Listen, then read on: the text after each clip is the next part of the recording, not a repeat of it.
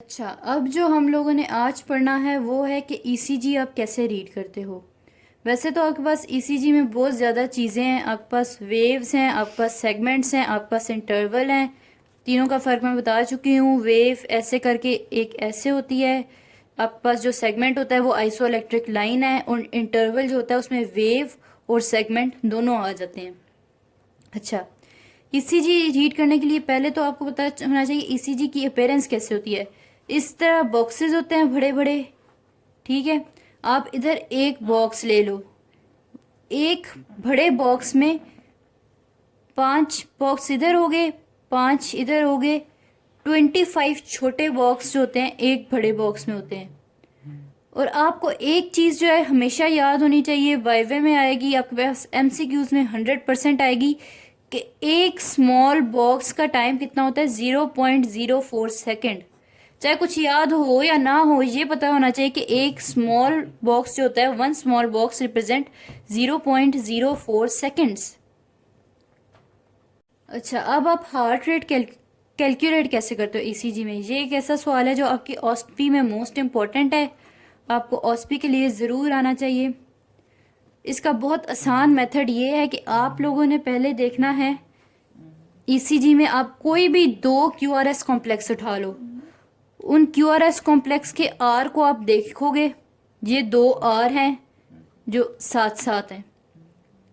अब इन आर्स के बीच में कितने बिग बॉक्सेस आ रहे हैं वो आपने लिखने हैं। For example, X number of big boxes are present between 2 R's, और उसको आपने डिवाइड करना है 300 से। 300 के वर्ड का रटा लगा देना है बस हार्ट रेट के लिए, ये बहुत इंपॉर्टेंट है। 2 आर इंटरवल्स जो हैं उनके बीच में आपने बिग बॉक्सेस कैलकुलेट किए, उनको 300 से डिवाइड कर दिया। फॉर एग्जाम्पल, मेरे पास इधर कितने 1 2 3 4 5 6, मैं 300 डिवाइड बाय 6 करूंगी तो मेरे पास कितना हार्ट रेट आ गया, 50 बीट्स पर मिनट। इस तरह आप हार्ट रेट कैलकुलेट करते हो ईसीजी देख के। अच्छा, आखिरी जो चीज़ है वो है हमारे पास इंटरप्रिटेशन आप ईसीजी की कैसे करते हो।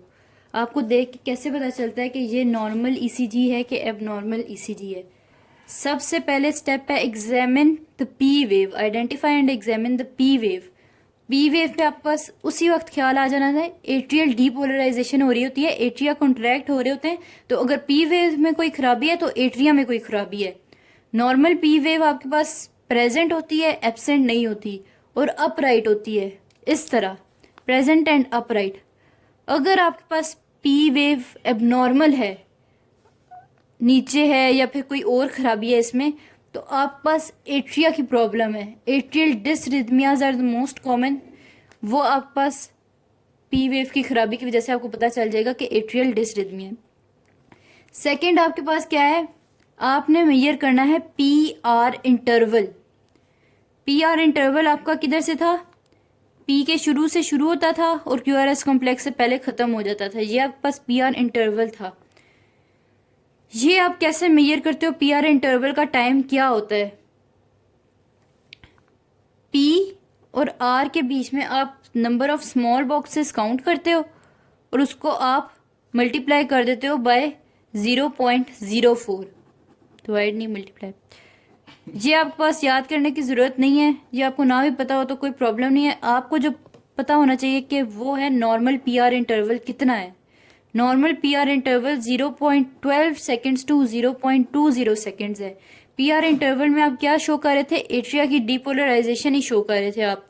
अगर आपके पास एबनॉर्मल पी आर इंटरवल है तो आपके पास एवी नोडल ब्लॉक होगा, या फिर एट्रिया की कोई और प्रॉब्लम भी हो सकती है। आगे आपके पास आ जाता है क्यू आर एस कॉम्प्लेक्स आपने मेजर करना है। क्यू आर एस कॉम्प्लेक्स की भी कैलकुलेशन ऊपर जैसी है, आपने क्यू से लेके एस तक small number of boxes count करने हैं, उनको 0.04 से मल्टीप्लाई कर देना है। ये आपके पास सेकंड्स में आपके पास टाइम आ जाता है कि क्यू आर एस कॉम्प्लेक्स का कितना टाइम है। आपको पास कैलकुलेशन ना भी आपको पता हो, आपको पता होना चाहिए कि नॉर्मल इसका क्या टाइम है, यह है 0.06 seconds to 0.12 seconds. Q R S complex में क्या हो रहा था, आपके पास वेंट्रिकुलर डीपोलराइज कर रहे थे। अगर आपके पास abnormal Q R S complex है तो आपके पास वेंट्रिकुलर डिसरिथमिया है, वेंट्रिकल्स आपके पास एबनॉर्मल है, ठीक है। उसके बाद आप आइडेंटिफाई करोगे कि स्ट्रिप का रिदम क्या है। वो आपने देखना है रेगुलर है या इरेगुलर है।